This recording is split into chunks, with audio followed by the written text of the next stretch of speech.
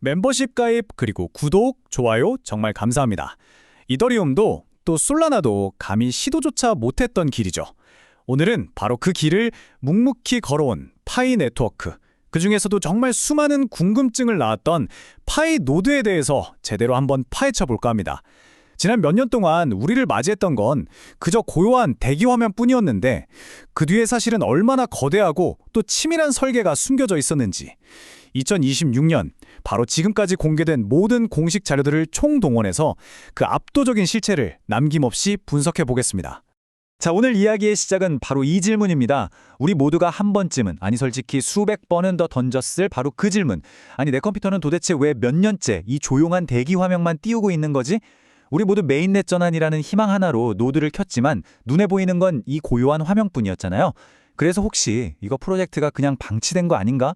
혹은 최악의 경우엔 실패의 증거가 아닐까? 하는 생각 다들 해보셨을 겁니다. 그런데 말이죠. 만약 이 화면이 실패가 아니라 정말 상상도 못할 무언가를 위한 거대한 준비 상태였다면 어떨까요?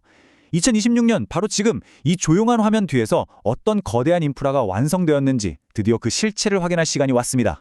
오늘 분석은 바로 이 순서대로 진행될 겁니다. 먼저 우리 모두가 가진 대기 화면의 의문에서 출발해서요. 이 노드가 사실은 어떤 가치를 가진 엄청난 자산이었는지 그 실체를 다시 한번 정의해 볼 겁니다. 그리고 최근에 쏟아졌던 발표들이 사실은 미리 다 계산된 인프라 설계의 일부였다는 걸 보여드리고 파이 네트워크만의 아주 독특한 구조, 역할 분리가 대체 뭘 의미하는지 아주 깊게 파헤쳐 볼 겁니다.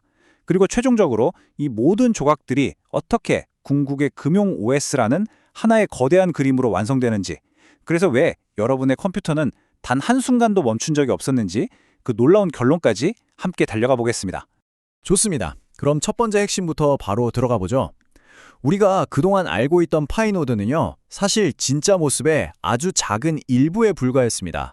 네, 바로 이겁니다. 이게 오늘 이야기의 가장 중요한 전제예요. 파이노드는 그냥 방치된 실패작이 아니라 미래 생태계가 폭발적으로 성장할 때 그 엄청난 트래픽과 복잡성을 다 감당하기 위해서 미리 확보해둔 초거대 대기 자산이었습니다. 이 설계 핵심은요, 단순히 코인 전송 속도를 높이는 그런 차원이 아니었어요. 오히려 미래의 시스템이 훨씬 더 복잡해지고 해커들의 공격 대상이 될 면적이 기하급수적으로 커질 걸 미리 대비해서 시스템 전체를 방어하고 분산시키는 데 모든 초점이 맞춰져 있었던 거죠. 파이네트워크가 왜 초기부터 점진적 탈중앙화라는 어떻게 보면 좀 느리지만 가장 안전한 길을 택했는지 그 이유가 바로 여기에 있는 겁니다. 처음부터 일반인이 그냥 데스크톱 앱으로 쉽게 참여하게 만들어서 42만 개가 넘는 개인 PC를 모은 것 자체가 이 PC들을 미래의 합의, 접속, 연산, 신원 인프라로 바꾸기 위한 거대한 준비 과정 그 자체였던 겁니다. 자, 그렇다면 이게 그냥 희망 섞인 예상이 아니라 정말 치밀하게 계산된 계획이라는 증거는 어디 있을까요? 바로 최근 몇 년간의 공식 발표들 속에 그 증거가 다 숨어 있습니다. 흩어져 있던 점들이 어떻게 하나의 선으로 완벽하게 이어지는지 지금부터 보여드리겠습니다. 이 타임라인을 한번 보시죠. 이 흐름은 절대 개발이 늦어져서 생긴 결과가 아닙니다. 이건 코어 팀이 먼저 중앙에서 시스템의 뼈대를 단단히 잡고 그 권한과 기능을 점진적으로 커뮤니티에게 넘겨주면서 인프라를 안정시키는 완벽한 인프라 스테이징의 교과서라고 할 수 있습니다. 2025년에는 수백만 명의 마이그레이션을 안정적으로 처리하기 위해서 먼저 전용 API 서버를 분리해서 병목 현상을 해결했고요. 2026년 3월에는 미래 유동성의 심장이 될 런치패드와 DEX를 테스트넷에 올려서 실제 작동 방식을 검증했습니다. 그리고 마침내 4월 외부 앱과 서비스들이 블록체인과 소통하는 관문, 바로 RPC 서버를 테스트넷에 공개하면서 프로토콜 21로의 업그레이드를 시작한 거죠. 이 모든 건 뭐냐? 스마트 컨트랙트라는 거대한 건물을 올리기 전에 그 건물을 튼튼하게 받칠 땅과 기반부터 다지고 있다는 명확한 신호인 겁니다. 특히 이 RPC 서버의 등장은요, 거의 모든 것의 판도를 바꾸는 결정적인 한 수라고 볼 수 있습니다. 예전에는 모든 앱, 지갑, 생태계의 트래픽이 코어 팀의 공식 서버 하나로만 몰려서 심각한 병목 현상이나 해킹에 아주 취약할 수밖에 없었죠.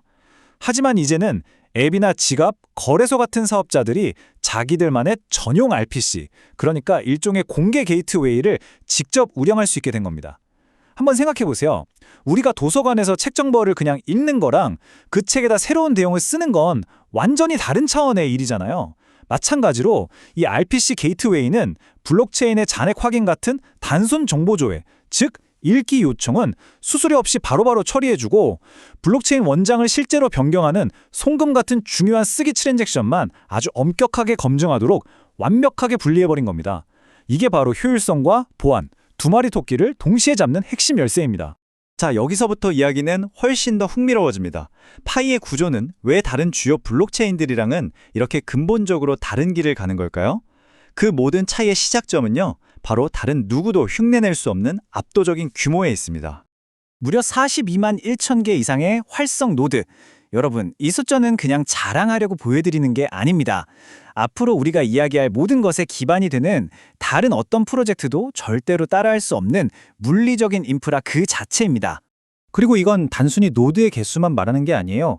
100만 개가 넘는 CPU 코어.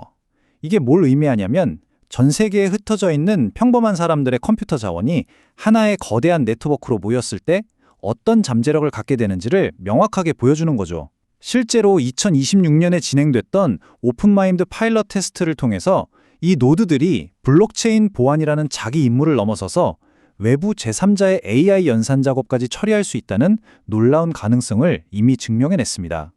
자, 이 슬라이드에서 그 결정적인 차이가 한눈에 보입니다. 물론 이더리움이나 솔라나도 합의 노드와 RPC 노드를 분리하는 아주 훌륭한 금융 인프라 맞습니다. 하지만 그들의 구조는 기본적으로 전문가나 기업이 운영하는 서버 중심의 인프라예요. 자, 표를 한번 보시죠. 솔라나는 어떻습니까? 거의 기업 수준의 고사양 하드웨어를 요구하죠. 이더리움은요? 밸리데이터로 참여하려면 무려 32이더리움을 예치해야 합니다.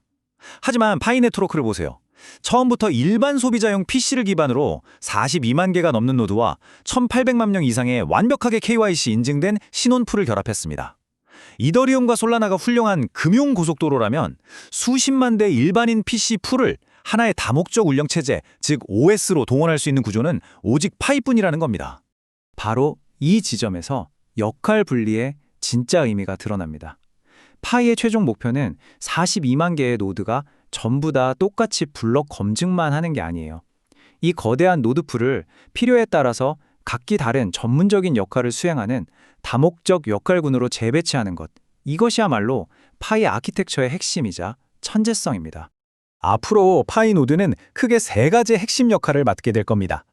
첫째는 기존처럼 블록체인 원장의 보안과 합의를 담당하는 보안 레이어. 둘째는 방금 설명한 RPC 서버처럼 외부 서비스들의 데이터 조회와 트랜잭션을 중개하는 접송 레이어. 그리고 셋째는 오픈마인드 사례처럼 참여자가 동의할 경우에만 자기 컴퓨팅 자원을 외부에 제공하고 수익을 얻는 분산 컴퓨팅 레이어입니다. 이 엄청난 역할 분리는요, 시스템 장애나 외부 공격을 각 레이어별로 완벽하게 격리시키고 특정 중앙 서버가 전체 생태계에 목줄을 쥐는 게이트키퍼가 되는 걸 원천적으로 차단하는 가장 강력한 무기가 되는 거죠.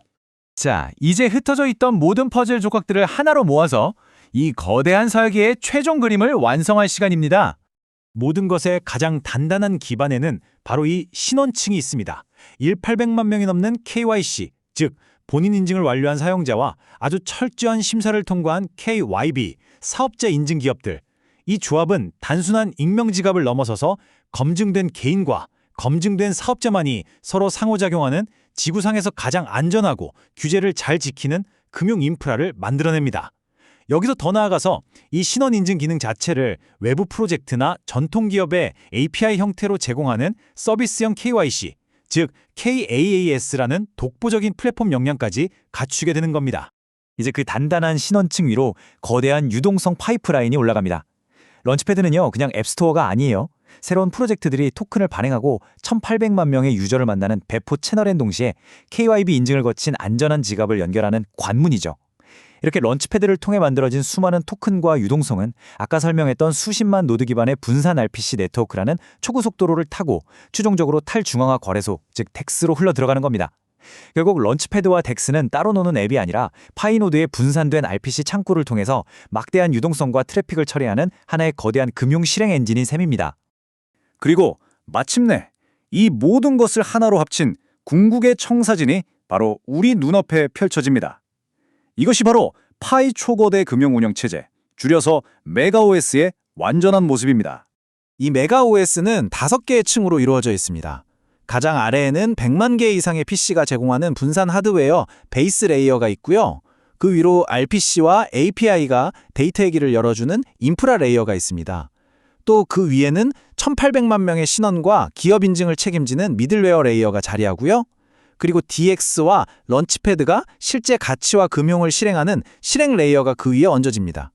마지막으로 가장 꼭대기에 우리가 실제로 사용하는 파이 브라우저와 앱들이 있는 톱 레이어가 있는 거죠. 이제 좀 보이시나요? 그동안 단편적으로 흩어져 있던 공지사항의 조각들이 마침내 하나의 완벽하고 논리적인 생태계 설계도로 딱 맞춰지는 바로 이 순간입니다. 자, 이제 모든 이야기는 다시 맨 처음에 그 질문으로 돌아옵니다. 그토록 오랜 시간 동안 과연 여러분의 컴퓨터는 대체 뭘 하고 있었던 걸까요? 네, 정답은 바로 이겁니다. 여러분의 컴퓨터는 결코 멈춘 적이 없었습니다. 그 조용한 대기화면은 실패의 증거가 아니라 거대한 엔진이 발사를 위해서 조용히 에너지를 응축하고 있던 소리였습니다. 파이노드는 단순한 암호화폐 채굴기가 아니었던 거죠.